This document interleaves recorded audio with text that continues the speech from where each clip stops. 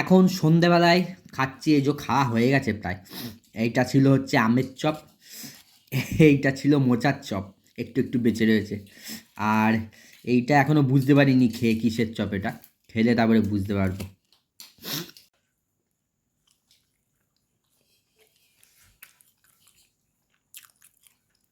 এইটা হচ্ছে vegetable chop. আমি চলে এসেছি বিকেলবেলায় চাকদায়। তো চাকদায় আসলেই আমি বলেছিলাম যে চাকদার 2 নম্বর প্ল্যাটফর্মের দিক থেকে যে বেরিয়ে যে চপের দোকানটা আছে, দারুণ চপ ভাজে। তাদের দোকান থেকেই চপ আনা হয়েছে। সেই চপ এখন সন্ধ্যাবেলার জলখাবারে খাওয়া হচ্ছে, চপ আর মুড়ি।